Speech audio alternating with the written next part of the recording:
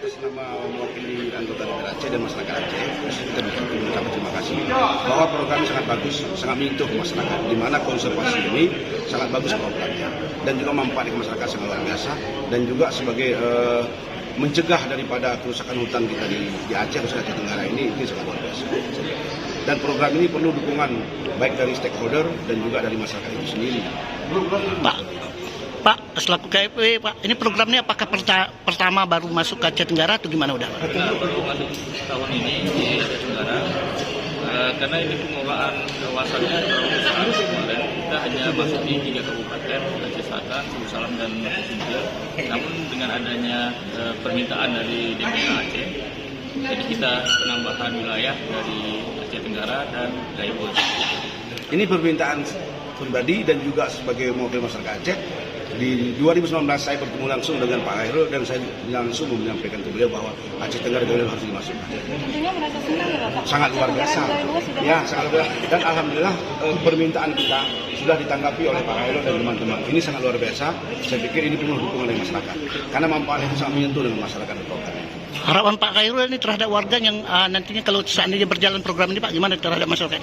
Kita penguatan di lembaga masyarakat dan penguatan untuk masyarakat sendiri ya, untuk bagaimana peningkatan kapasiti dari masyarakat. Misalnya kita ada membuat sekolah lapangan di desa-desa, misalnya bagaimana pengolahan kompos, bagaimana dengan pengolahan pupuk alami dan dengan pestisida alami juga yang dikelola oleh masyarakat, dan ini yang bermanfaat sekali untuk masyarakat di Aceh Tenggara dan langsung ya Pak? benar langsung dilibatkan dan langsung dipraktekkan di lapangan. Dengan Bapak siapa nih Pak? Muhammad Khairul Izam. Namanya apa namanya teman-teman ini kan di sini mereka ini ada kontrak. Ini sudah perlu dikeluarkannya teman-teman. Kita harapkan ke depan kontraknya jangan putus, ini tetap nyambung dia per 3 tahun, 3 tahun tetap tersambung. Dan saya selaku anggota DPR Aceh dan mewakili masyarakat akan mendukung dan mengusulkan untuk selalu diperpanjang. Pak, sedikit Pak penjelasannya terhadap program ini Pak, gimana sebenarnya Pak?